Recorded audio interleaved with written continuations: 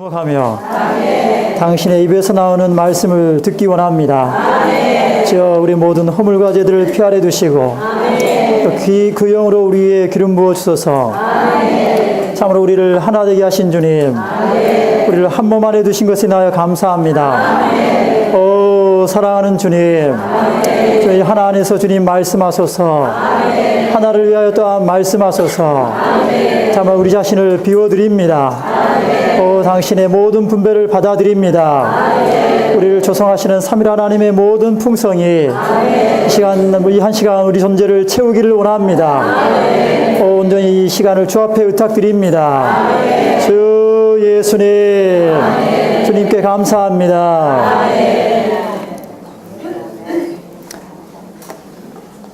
자, 오늘은 에베소서 4장을 다루도록 하겠습니다.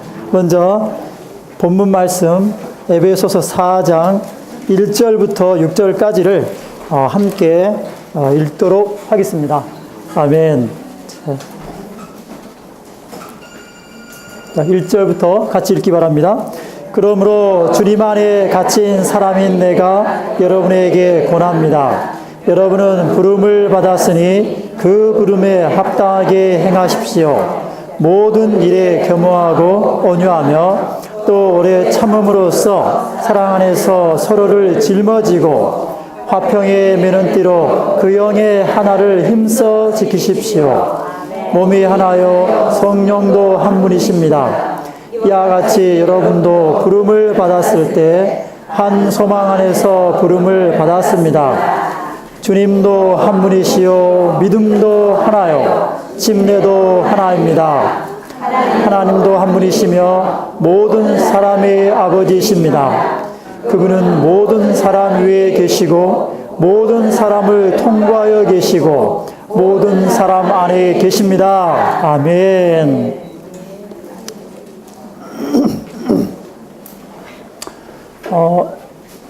에베소서는 크게 네 부분으로 우리가 나눌 수 있다는 것을 이미 들었을 것입니다. 1장부터 3장까지와 4장부터 6장까지 이렇게 두 부분으로 나뉘게 되죠. 전반부는 주로 계시에 관한 부분이죠. 바로 교회가 그리스도 안에서 받은 하늘에 속한 축복과 위치를 우리에게 계시해주고 있습니다. 그렇지 않습니까?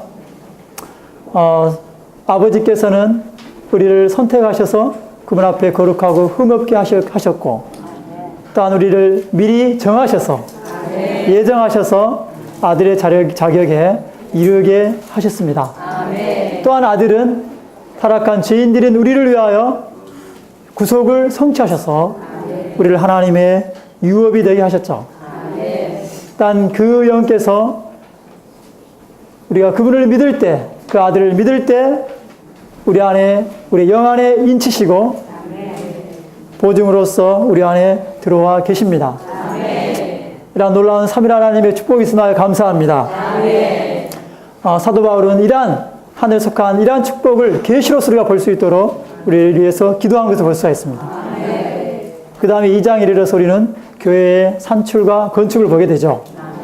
교회는 바로 그리스도께서 십자가에서 모든 나누는 계명에 속한 윤례들을 다 폐하심으로 그분의 몸 안에서 다 폐하심으로 유대인 믿는 이들과 이방인 믿는 이들을 하나로 한 세 사람 안으로 창조하심으로 이 몸이 산출되었습니다. 오늘 이 몸은 또한 건축되고 있죠. 바로 삼일 하나님의 모든 충만에 이르도록 이 몸은 건축되고 있습니다. 할렐루야. 3장에 이르러서 우리는 또한 여기에 은혜의 청지기 직분을 보게 되죠. 이런 하나님의 속한 이러한 계시, 그분의 경륜, 이러한 비밀의 경륜을 밝혀주는 청기직분이 필요하죠. 뿐만 아니라 이러한 것들을 또한 우리가 체험할 수 있도록 또 사도 바울이 기도하는 것을 볼 수가 있습니다.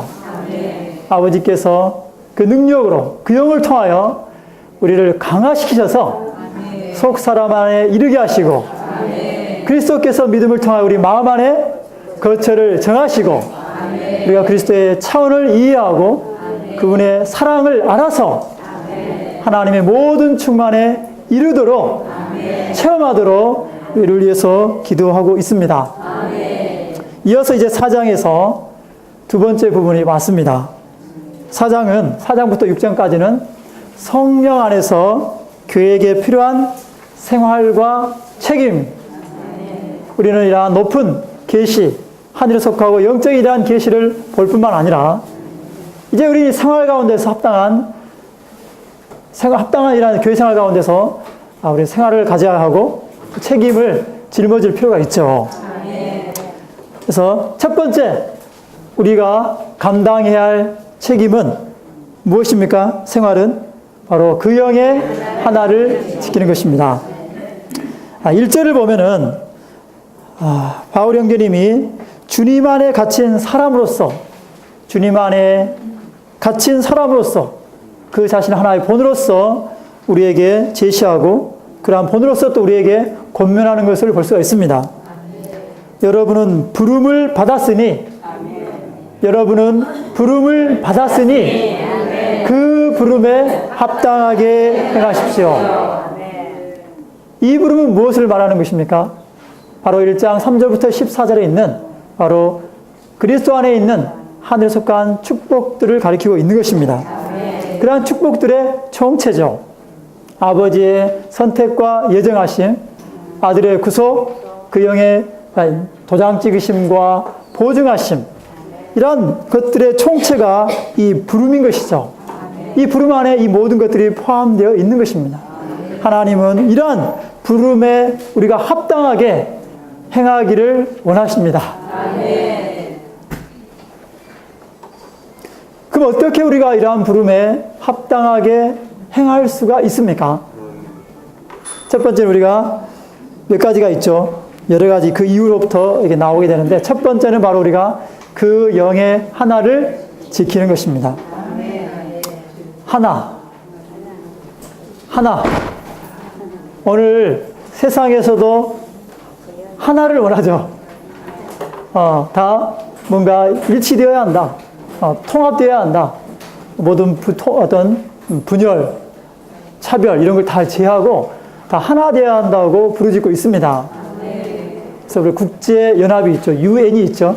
모든 나라들이 정치적으로 하나 되기를 원하죠. 그러나 하나 될 수 있습니까? 네, 하나 될 수 없습니다. 하나 될 수 없거든요. 결코 그들은 하나 된 모습을 보여주지도 못하고 있고 오히려 국가의 이익을 위해서 서로 나뉘고 분열되는 것을 볼 수가 있죠. 네, 어제의 동지가 우방이 오늘은 경쟁하는 이러한 적국이 되는 것이죠. 그렇지 않습니까? 그들의 이해 타산에 따라서 모였다 흩어졌다를 반복하고 있는 것입니다. 세상에서는 그런 하나를 볼 수가 없죠. 그렇다면은 오늘 믿는 이들 사이의 상황은 어떻습니까?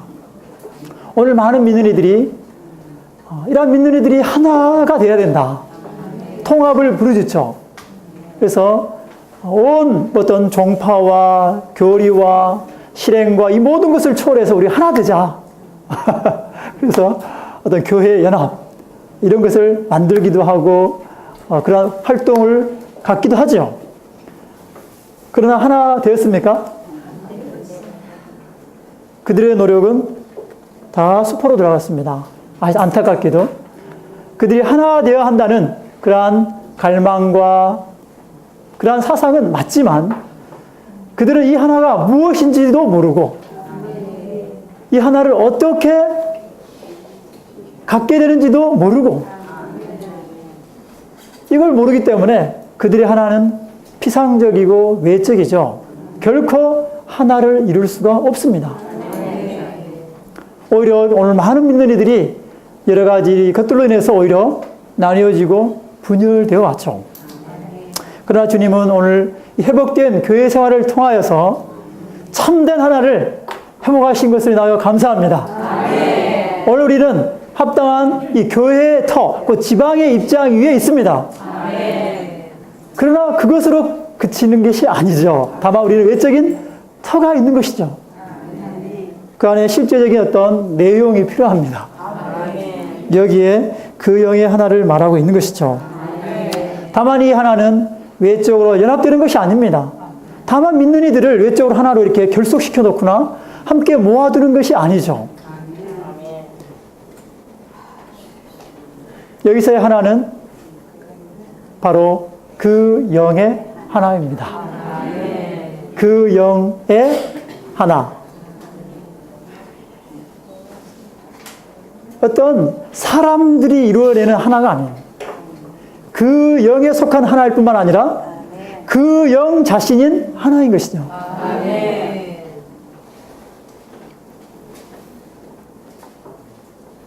마치 여기 실내에 많은 전등들이 있습니다. 이 전등들이 이렇게 요소에서 이렇게 있는데 이 전등들이 하나 될 수 있는 유일한 길이 있어요. 무엇입니까?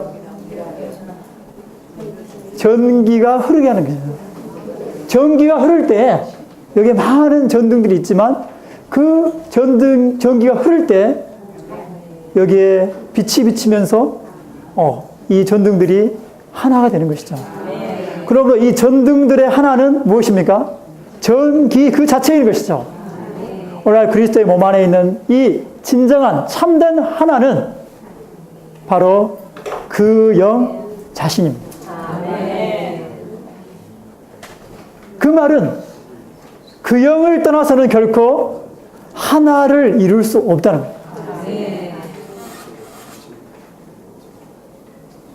우리가 그 영을 주의하고 그 영을 접촉하고 그 영을 따라 행할 때 우리는 하나 되자고 외칠 필요도 없고 머리를 맞대고 의논할 필요도 없고 자연스럽게 하나 되는 것입니다. 라이프사이 보면 이상우 선생님이 말씀하셨거든요. 이 하나는 비둘기와 같다고 말씀하셨어요. 자꾸 비둘기에 대해서 말하고 비둘기 가까이 가려고 하면은 비둘기가 어떻게 됩니까? 날아가 버려요. 저 멀리 날아가 버려요. 그냥 가만히 놔두면 가까이 오거든요. 그렇지 않습니까? 마찬가지입니다. 하나에 대해서 말하면 말할수록 더 하나가 더 없는 거예요. 하나 되자. 그럴수록 오히려 더 믿는 이들이 분열되고 나뉘는 것을 보게 되는 것입니다. 다만 그들이 그 영을 주의하고 그들 안에 내주하는 생명 주는 영을 주의한다면, 그 영 안에 머문다면, 그 영을 접촉한다면 믿는 이들은 자연스럽게 하나 되는 것입니다. 하나를 지킬 수가 있는 것이죠. 여기에 하나를 이루라고 말씀하지 않았죠. 지키라고 하겠습니다. 하나를 이루는 것은 없는 것을 만들어내는 것입니다. 그러나 하나를 지키라고 하는 것은 이미 가지고 있다는 것이죠. 이미 그리스도 안에 있는 믿는 이들은 그 영의 하나를 가지고 있는 것입니다. 과거에 우리는 다 분열 가운데 있었죠. 다 흩어져 있었습니다. 그러나 우리가 돌이켜 주님을 믿었을 때 이 그 영이 다 우리 모두 안에 들어오셨습니다. 마치 전기와 같이 죽었던 우리 안에 들어오셨죠.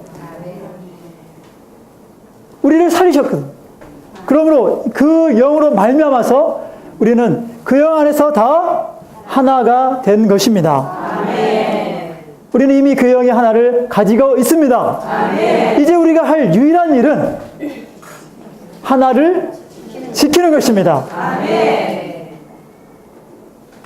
아멘. 근데 지키는 것이 간단하지 않죠. 만약에 이게 간단하고 쉬운 일이라면은 바울 형제님이 힘쓰라는 단어를 사용을 안 하셨겠죠. 그러나 이 하나를 지킨다는 것이 생각보다 어렵기 때문에 형제님은 힘써 네, 지키라고 말씀하고 있습니다. 그러면 어떻게 하나를 지킬 수가 있을까요? 우리는 이 하나가 분명히 그 영 자신임을 보았습니다. 하나의 살아있는 인격임을 보았습니다. 어떻게 우리가 그렇다면 이 하나를 지킬 수가 있습니까? 여기에 두 가지 것이 있습니다. 2절에 여기 합당한 미덕들이 나와 있죠. 인간 미덕들이 나와 있습니다. 모든 일에 겸허하고 온유하며 또 오래 참음으로 사랑 안에서 서로를 짊어지고. 겸하다는 것은 자신을 낮은 위치에 두는 것이죠. 자기를 낮추는 것입니다. 높이지 않고 낮추는 거죠. 온유하다는 것은 자신을 위해서 다투지 않는 거예요. 자기를 방어하지 않는 것입니다. 오래 참음은 견디는 것이죠. 견디는 것입니다. 오늘 우리가 이러한 그 영의 하나를 지키기 위해서는 반드시 우리에게 이러한 합당한 미덕들이 필요함을 형제님 우리에게 말씀하고 있는 것입니다. 만약 우리가 자신만을 높이고 자기의 이익을 위해서 자기를 방어하고 다투고 교환에 어려움이 되는 형제자매들을 우리가 오래 참지 못하고 사랑 안에서 짊어지지 못한다면 어떻게 우리가 하나를 지킬 수가 있겠습니까? 우리의 인성이 합당하지 않다면 우리는 참 이 하나를 지키기가 어렵다는 것을 우리가 체험적으로 알게 되죠. 그러나 문제는 이러한 합당한 인성이 우리의 타고난 존재 안에는 없다는 것입니다. 좀 우리가 좀 겸허해 보이고 조금 온유할 수 있겠지만 어떤 시험이 올 때 우리는 견디지 못하죠.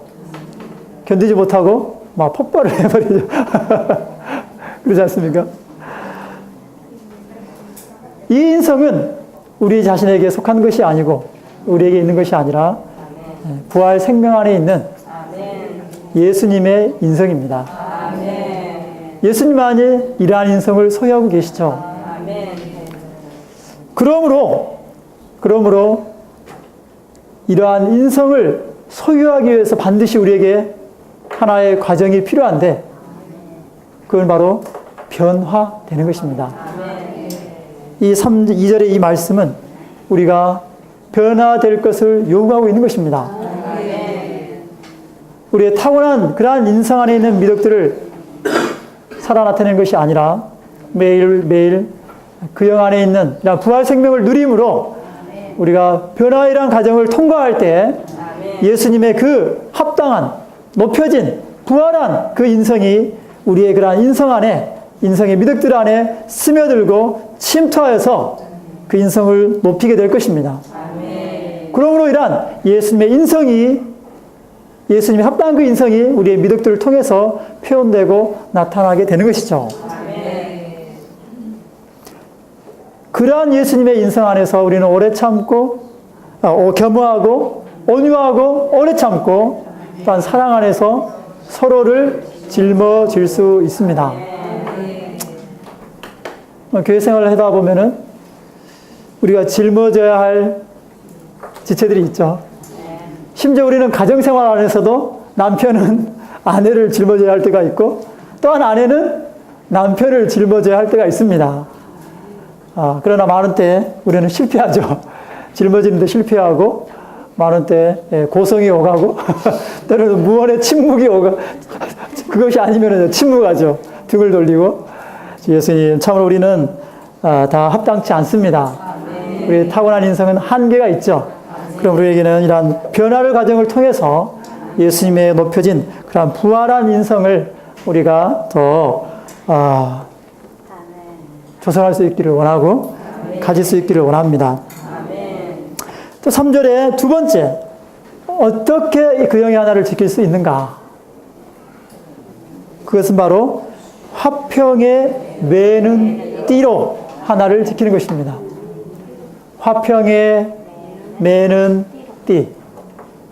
띠는 띠인데 화평이 매는 띠입니다. 반대로 화평을 잃어버린다면 우리는 매는 띠가 없는 거죠. 매는 띠가 없습니다. 그리스도께서는 십자가에서 화평을 이루셨죠. 모든 차별점들, 차이들을, 모든 규례들을 다 끝내심으로 화평을 이루셨습니다. 사실상 유대인들과 이방인들이 화평 가운데 하나 된다는 것은 이것은 불가능한 일입니다. 그렇지 않습니까? 불가능한 일입니다. 그러나 그리스도는 그런 모든 규례들을 다 폐하심으로 모든 차이점들을 제하심으로 합평을 이루셨습니다. 그러면서 여기에서의 이 합평은 바로 그리스도의 십자가의 일의 결과죠. 그 말은 화평을 위해서는 반드시 십자가가 우리 안에 역사되는 것이 필요하다는 것입니다. 어떤 제가 제 마음을 상하게 한다면 제가 천연적으로 이것을 참고 견디려고 할 때 결코 될 수가 없습니다. 반드시 저는 저의 그러한 느낌을 십자가로 가져가야 됩니다. 가서 십자가에 못 박혀야 됩니다. 봉사를 하다 보면은 또 자매님도 이게 하다 보면 부엌 교회 이런 식사 봉사를 많이 하시잖아요. 다들 방법이 다르잖아요. 하나의 음식을 마련하더라도 레시피가 다 다릅니다. 그렇지 않습니까? 양념의 양이 다 달라요. 각자 입맛이 다 다르는. 그것 때문에 우리는 서로 자기의 어떤 방법을 주장하다 보면은 거기에 화평이 깨지죠. 어떻게 해야 합니까? 십자가로 가야 합니다. 나의 방법, 당신의 방법 다 십자가로 가야 되는 거예요. 옳은 의견이라는 건 없는 겁니다. 아무리 옳다 할지라도, 합당하다 할지라도 다 십자가로 가야 합니다. 끝나야 합니다. 그렇다면 거기에 화평이 있게 되는 것이죠. 그러한 화평이 우리를 매는 띠가 되어서 우리를 하나 안에 지킬 수가 있는 것입니다. 두 가지 것. 변화를 통해서 우리는 합당한 인성을 지녀야 하고 또한 십자가가 우리 안에 역사함을 통해서 우리는 화평이 우리를 매는 띠가 되게끔 할 필요가 있는 것이죠. 구약에 아주 좋은 그림이 있습니다. 이러한 참 하나에 관한 좋은 그림이 있죠. 성막에 있는 그 널판들과 그 매는 띠가 될 것입니다. 성막을 이루는 널판이 총 몇 개죠? 48개입니다. 서편 뒤편에는 그 모퉁이에는 두 겹으로 되어 있죠. 총 46개입니다. 근데 그 널판의 재료는 아카시아 나무죠. 인성을 가리키고 있습니다. 근데 그 널판들은 사이즈가 어떻게 되죠? 폭이 1.5큐빗. 1.5큐빗이라는 것은 완전하지 않다는 것입니다. 그 하나로서는 반드시 나머지 반이 필요하다는 것. 좌우측에 또 다른 1.5큐빗이 필요한 것입니다. 이 1.5큐빗이 있습니까? 우리 주변에? 다른 1.5큐빗이 양쪽에 있습니까? 있기를 바랍니다. 이런 널판들 자체들을 통해서는 결코 하나가 될 수가 없죠. 반드시 거기에 금이 입혀져야 합니다. 금이 덧대어져야 합니다. 그 금의 신성한 본성 안에서 그 널판들은 연결되는 것이죠. 서로 맞닿아 있는 것이죠. 뿐만 아니라 그 널판들에는 고리가 있어서, 고리가 3개가 있죠. 고리가 있어서 가로지죠. 띠라고 그러죠. 여기서 이제 매는 띠라고 했는데 띠가 가로지르죠. 상, 중, 하. 여기서 매는 띠는 바로 우리를 결합시키는 그 영을 상징하고 있는 것입니다. 그 띠도 사실은 막대기죠. 기다란 막대기죠. 그 띠도 안에는 아카시아 나무로 되어 있습니다. 근데 바깥을 금으로 쌌죠. 금으로 이렇게 덧씌웠죠. 그러므로 여기에 신성과 인성이 결합되어 있는 것입니다. 그 영, 곧 우리 안에 우리가 예수 주님을 믿을 때 들어와 있는 그 영은 이란 매는 띠입니다. 합당한 예수님의 인성을 소유하고 있고 신성을 소유하고 있는 그러한 영이죠. 이 영이 바로 화평의 매는 띠로서 우리를 하나로 연결시켜주고 우리를 함께 세우는 그런 역할을 하게 되는 것이죠. 할렐루야. 뿐만 아니라 이 결합된 영은 바로 하나님의 영만이 아니라 우리의 영과 연합된 영입니다. 오늘 신성한 영이 우리의 영 안에 들어와 계시죠. 우리 사람의 영과 연합되어 있습니다. 이 연합된 영이 바로 또한 매는 띠인 것이죠.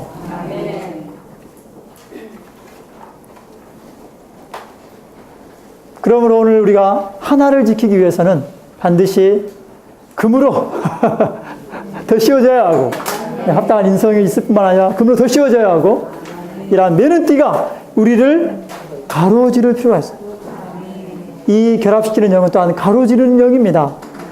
가로지른다는 것은 십자가의 체험이죠.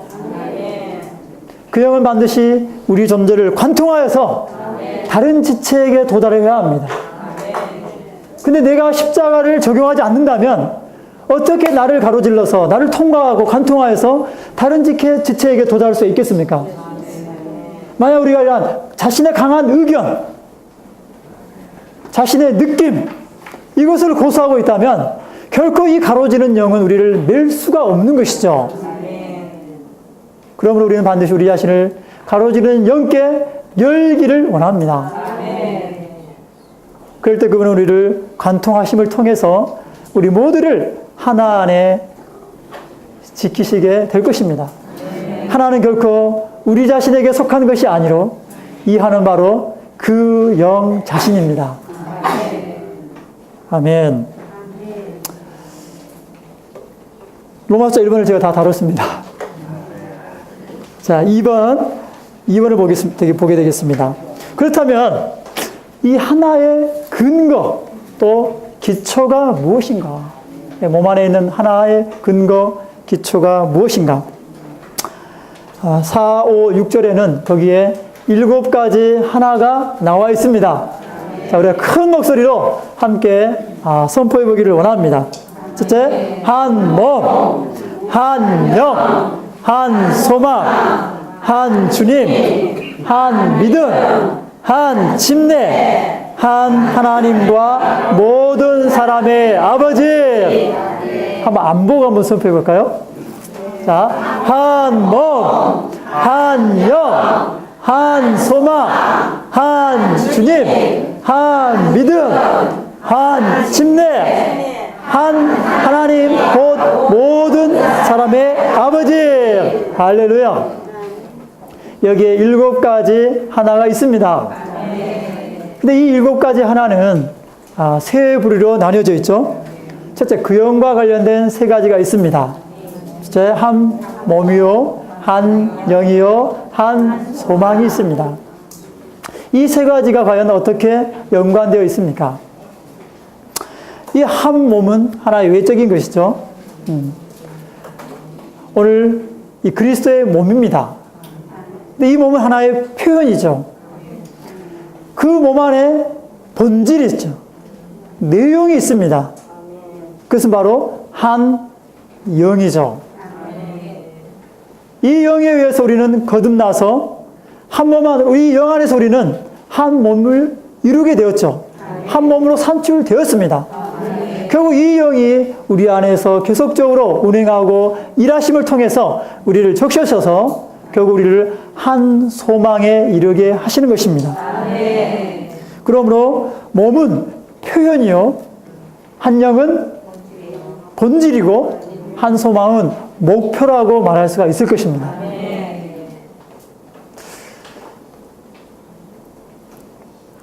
고린도전서 12장 13절을 보면은 우리가 다 한 영 안에서 한 몸 안으로 침례를 받았고 딱 그 몸 안에서 우리는 다 한 영을 마시게 되었다고 말하고 있습니다. 할렐루야. 우리 모든 믿는 이들은 한 영 안에서 한 몸 안으로 침례받았습니다. 그럼 우리는 한 몸을 이루게 된 것이죠. 이 몸 안에서 우리는 측량할 수 없는 이 생명줄은 그 영을 매일매일 마시고 참여하고 누리고 있습니다. 이 영은 우리 안에서 죽어있는 것이 아니고 잠자고 있는 것이 아니라 아주 활발하게 움직이고 활동적으로 일하시고 계시죠. 끊임없이 우리 안에서 일하고 있습니다. 모든 상황과 모든 환경들을 사용하셔서 우리의 내적인 존재 안에 스며드시고 침투하시고 우리를 적시고 있는 것이죠. 무엇을 위해서요? 한 소망에 이룰 수 있게끔. 여기서의 한 소망은 바로 영광의 소망인 것이죠. 이 영광의 소망, 골로새서 2장 7절에 보면은 바로 이 영광의 소망은 우리 안에 계신 그리스도, 우리 안에 계신 그리스도가 바로 영광의 소망이십니다. 이 영광의 소망은 또한 두 가지라고 말할 수가 있는데요. 첫 번째는 우리의 몸의 변형이고, 두 번째는 우리가 아들들로서, 하나님의 온전한 아들들로서 나타나는 것입니다. 빌립보서 3장 21절에 가면 우리가 다 그날에는 변형되어서 우리의 이 비천한 몸이 그리스도의 영광스러운 몸과 같이 변형될 것이라고 말하고 있습니다. 우리 여기 계신 모든 이제 성도들 분께서는 아무래도 이제 연세가 좀 이렇게 나이 드신 분들이 많습니다. 40, 50 넘어갈수록 여기저기 몸에 이제 문제가 생기기 시작하죠. 그렇지 않습니까? 아마 여기 계신 분들 중에서 몸에 한두 가지 질병 없는 분들은 아마 없으실 겁니다. 저를 포함해서. 그렇지 않습니까? 뭐, 마디마디가 쑤시고, 뭐, 하여간, 여러저리 심장에 문제가 생기기도 하고, 또 혈관에 눈도 침침해지고, 노안도 오고, 많은 분들이, 아마 말씀만 하시지만, 다 그러한 육신의 몸의 약함들을 다 지니고 계실 겁니다. 우리에게는 변형이 필요합니다. 우리 이러한 비천하고 문제 많고 말썽이 많은 이 몸이 결국은 그 영에 의해서 변형되는 것이 필요하지 않습니까? 또한 우리는 또한 하나님의 아들들로서 나타날 필요가 있죠. 물론 우리가 거듭났을 때 다 우리는 아버지의 생명을 받아서 그분의 자녀들이 되었습니다. 그러나 이 자녀들은 이 생명 안에서 합당하게 양육받음으로, 목양받음으로 자라고 결국은 그리스도의 장성한 분량에 이르기까지 성숙할 필요가 있죠. 결국 성숙에 이르렀을 때 수많은 믿는 이들이, 어떤 믿는 이들은 조금 더 빨리 천년왕국에서, 천년왕국 전에, 그죠? 주님이 오시는 이 마지막 때 이기는 자들로서 그날 그 하나님의 아들로서 나타날 것이고, 이 시대에 그렇지 못한, 성숙하지 못한 믿는 이들은 천년이라는 긴 경륜적인 그러한 시간을 사용하여서 새하늘과 새 땅에서 하나님의 아들들로서 나타나게 될 것입니다. 바로 온전한 아들의 자격에 이르게 되는 것이죠. 그래서 로마서 8장 19절에 보면은 만물들이 하나님의 아들들이 나타나기를 고대하고 있다고 말하고 있습니다. 이것은 바로 우리가 온전한 아들의 자격에 이르는 것이요 몸의 구속에 이르는 것이죠. 오늘 우리의 영광의 소망은 우리의 이러한 비천한 몸이 변형되어 있는 것이고, 또 우리가 이 아들의 자격 안에서 성숙하여서 하나님의 온전한 아들들로서 나타나는 것입니다. 이 모든 소망을 이룰 수 있는 것은 누구입니까? 그 영, 몸 안에 있는 본질인 그 영이십니다. 이러한 변형과 나타남은 물론 그날에 갑작스럽게 이루어지는 것이죠. 눈 깜짝할 사이에 이루어지는 것입니다. 그러나 이 과정은 또한 점진적인 과정이죠. 우리의 일생을 요구하는 기나긴 이러한 점진적인 과정이라고 말할 수가 있을 것입니다. 하루하루 우리 자신 주어진 이러한 시간들 정말 낭비하기를 원치 않습니다. 주님은 공평하게 여기 모인 모든 분들에게 동일한 24시간을 주셨거든요. 그렇지 않습니까? 노인이건 남녀노소 불문하고 신부 고아를 불문하고 우리는 다 동일한 24시간을 가지고 있습니다. 문제는 그 시간을 어떻게 사용하는 거죠. 어떤 이들은 땅에서 속한 것, 세상에 속한 누림들을 추구하느라고 그런 시간들을 다 그냥 떠내려 보낼 수도 있고, 정말 신실하신 분들은 그 시간을 사용하여서 정말 주님을 추구하고 접촉하고 성경 말씀을 읽고 사역의 말씀을 추구하고 누리고, 또 성도들 가운데 이런 교통을 추구함을 통해서 그 영을 누리고 마시고 받아들이고, 아멘. 그 영이 우리를 적시고 성장하고 성숙에 이르게 하기까지 매일매일 이러한 시간들을 구속하시는 분들이 있을 것입니다. 그분들은 좀 더 빨리 그러한 영광의 소망에 이르시게 될 것이고, 그렇지 않은 분들은 다음 시대를 기약할 수밖에 없겠죠.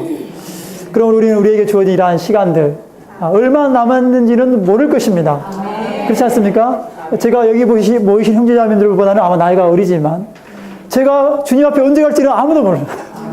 내일 어떻게 될지는 사실은 아무도 모릅니다. 우리는 한치 앞을 내다볼 수 없는 시간 안에 제한받는 인간 존재죠. 그러므로 오늘이 주어지는 이 시간 동안 우리는 주님 앞에 돌이켜서 우리 마음을 강팍하게 하지 아니하고 주님을 추구하는 그러한 신실한 믿는 이들이 될 수 있기를 원합니다. 두 번째는 주님과 관련된 두 번째 무리가 있죠. 한 주님과 한 믿음, 한 침례가 있습니다. 주님도 한 분이시요, 믿음도 하나요, 침례도 하나입니다. 특이한 것은 여기서 아들이라고 언급하지 않죠. 아들이라고 언급하지 않습니다. 주님이라고 언급을 했거든요. 왜 그렇습니까? 요한복음을 보면은 아들을 언급하죠. 아들은 생명과 관련되어 있습니다. 사도행전의 16장 이런 부분들을 보면은 그리스도께서 승천하셔서 주와 그리스도가 됐다고 말씀하고 있습니다. 승천하셔서 그분은 주님이시죠. 주님이라는 것은 그분의 권위를 가리키는 것이고 그분의 머리 되심을 또한 의미하는 것입니다. 그러므로 여기서 주님은 바로 몸의 머리와 관련되어 있는 것입니다. 사실 우리가 죽어있는 죄인 되었을 때 우리가 주님을 영접했습니다. 그분을 생명으로 받아들였죠. 뿐만 아니라 우리는 그분을 우리의 주님으로 받아들인 것입니다. 그분은 우리의 머리이시죠. 그럼 우리는 몸 안에 지체들로서, 그분의 지체들로서 반드시 머리의 권위에 복종하는 자들이 될 필요가 있는 것입니다. 자, 한번 생각해 보십시오. 몸 안에 있는데 이 몸 안에 생명이 없다면 몸이 살아있을 수 있습니까? 마찬가지입니다. 그리스도의 몸 안에 그 영의 본질이 없다면 그 몸은 죽은 것입니다.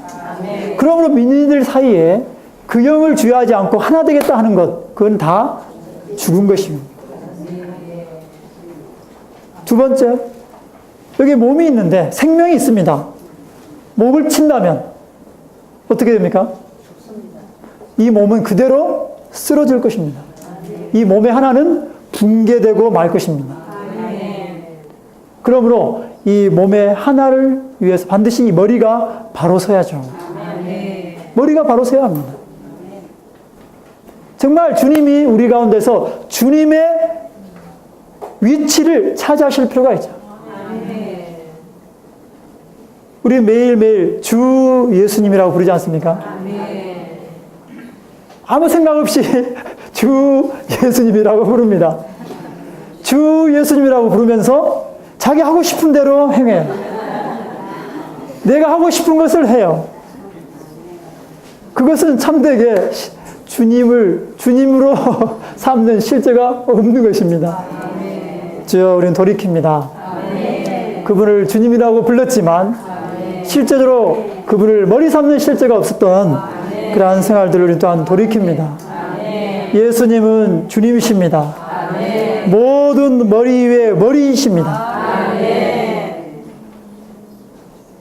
그 가정 안에서 남편이 머리라고 하지만 그 남편의 머리는 그리스도이시죠. 저도 참 좀 보수적인 사람이라서 그런 부분이 참 많습니다. 그러나 참된 머리는, 가정에서의 참된 머리는 그리스도이시죠. 남편이 그리스도를 참되게 머리 삼는다면 아내들은 당연히 남편의 그런 머리 대심에 아멘할 것입니다. 그렇지 않습니까? 근데 천연적으로 남편의 권위를 주장한다면, 내가 머리라고 주장한다면 오히려 더 무시당할 것입니다. 아내들이 남편 몰래 묻지 않고 많은 일들을 행하죠. 물론 그것도 합당치는 않죠.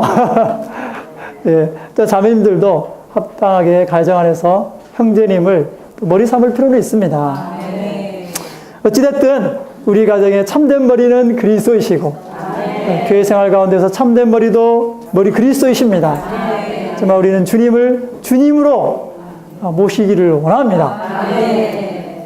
믿음과 침례가 나와 있는데요. 믿음은 그분을 우리가 믿는 행위, 주관적인 행위를 의미하기도 하고 또한 믿는 대상을 의미하기도 하죠. 그래서 여기서의 믿음은 믿는 대상, 곧 그리스도의 인격과 그분의 역사를 가리키고 있습니다. 이 믿음을 통해서 우리는 주님이신 그분과 생명 안에서 하나로 연결되었죠. 우리가 믿는다고 말할 때 그 의미는 믿어서 그 안으로 들어가는 것입니다. 믿는 대상 안으로 들어가는 것이죠. 그 하나 되는 것입니다.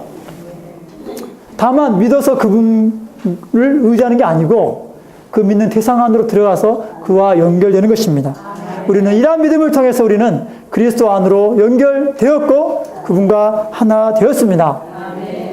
이러한 침례는 그러한 믿음의 표현이고 나타남이죠. 마치 그렇지 않습니까? 우리가 믿은 이후에 우리는 침례를 통해서 우리가 십자가에 그분과 함께 죽었고 장사되었고 그분과 함께 부활한 사실을 간증하는 것입니다. 그러므로 이러한 믿음과 침례를 통해서 우리는 우리가 예전에 속했던 아담에게서 떠나서 아담에게서 분리되어서 그리스도 안으로 옮겨져서 그분과 연결되고 그분과 하나 될 수 있는 것입니다. 그러므로 주님도 한 분이시고 믿음도 하나요 침례도 하나입니다. 마지막으로 세 번째 부류인 한 하나님, 모든 사람의 아버지이십니다. 여기서는 우리가 이 하나의 기원을 볼 수가 있죠. 하나의 기원은 하나님, 곧 모든 사람의 아버지이십니다. 가정에서도 우리 형제간이 많다 보면은 많은 다툼이 일어나죠. 티격태격. 저도 뭐 아들 둘이 있지만 뭐 매 몇 번 지고 하루도 그냥 하루에도 몇 번 지고 이렇게 티격태격 합니다. 둘이 이렇게 다투다가 보면은 해결이 안 될 때가 있어요. 그럴 때는 누구한테 옵니까? 네, 아버지는 저한테 오죠. 큰애는 큰애대로 와서 자기의 입장을 이야기하고 작은 아이는 작은 아이대로 와서 입장을 이야기를 합니다.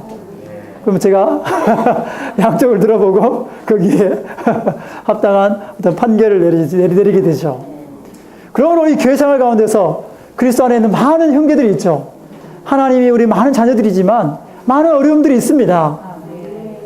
하나의 많은 문제를 우리들이 가지고 있죠. 우리 스스로 해결할 수 없는 많은 문제들이 있습니다. 그럴 때 우리는 누구에게 가야 합니까? 우리의 기원과 근원이신 하나의 기원과 근원이신 아버지 하나님께 들어가 있습니다. 그럴 때 우리 모든 문제가 사라지죠. 하나님은 이 하나를 영원전부터 계획하셨고 그렇지 않습니까? 이 하나를 위해서 우리를 창조하셨고 이 하나를 위해서 우리를 위해서 구속하셨고 그 사랑의 아들을 보내주셔서 구속하셨고 이 하나를 위해서 우리를 거듭나게 하셨습니다. 이 하나를 위해서 우리를 회복하셨고 하나를 위해서 우리 안에 일하시고 계십니다. 그러므로 우리가 그 눈 앞에 나간다면은 우리의 하나에 있어서 많은 문제들이 사라지고 해결되게 될 것입니다. 그러므로 이 그리스도의 몸 안에 있는 참된 하나는 어떤 인간적인 하나가 아니라 바로 삼일 하나님, 아버지와 아들과 그 영께서 아버지와 주님과 그 영께서 바로 몸 안으로 역사되어지고 일회되어진 결과인 것이죠.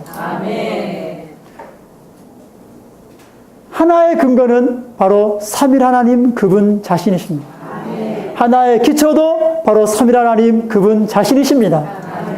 이 몸의 참된 하나는 철저하게 삼일 하나님이 조성된 결과이죠. 요한복음 17장에 볼 때 주님이 십자가로 가시기 전에 거기에 기도하셨습니다. 아버지께 기도하셨죠. 무엇을 위해서 간절히 기도하셨습니까? 믿는 이들의 하나를 위해서 간절히 기도하셨습니다.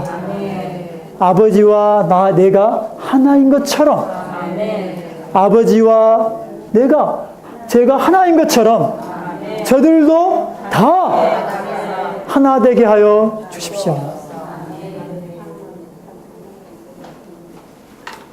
어떤 사람이 죽기 전에 남긴 그 말은 정말 가장 중요하지 않습니까? 제가 누군가가 마지막 임종을 앞두고 있다면 자녀들을 다 불러모아서 정말 자신이 하고 싶은 한마디를 할 것입니다. 그렇지 않겠어요? 주님이 십자가에 가시기 전에 마지막 하신 그 기도 무엇입니까? 저희를 하나 되게 하여 주십시오. 근데 그 하나는 그들 안에 있는 하나가 아니라 아버지와 아들 그 영이 하나인 것처럼 그 삼일 하나님의 하나가 믿는 이들 안에 확대되어서 재생산된 하나인 것입니다. 오늘 삼일 하나님이 우리 안에 분배되고 우리가 그분을 체험하고 누릴수록 이 하나는 우리 안에 더 있게 되는 것입니다. 아멘. 할렐루야. 우리는 하나님의 부르심에 합당하게 행하는 자가 되기를 원합니다. 곧 하나를 힘써 지키는 것이죠. 이것을 위해서 우리는 첫째, 변화된 인성이 필요합니다. 변화의 과정이 필요합니다. 두 번째, 우리는 화평의 매는띠가 필요합니다. 결합시키는 영, 가로지르는 영이 십자가의 일을 통해서 우리를 관통하고 통과하여서 우리 주변에 있는 형제자매 나라에 이르기까지 통과할 필요가 있습니다. 또한 이 하나의 근거와 기초는 바로 삼일 하나님 자신이십니다. 그 영은 몸의 하나의 본질이고 주님은 이 하나의 머리이시죠. 또한 아버지는 이 하나의 근원이십니다. 할렐루야. 놀라운 삼일 하나님과 이 하나를 나에 찬양합니다. 아멘. 마치겠습니다.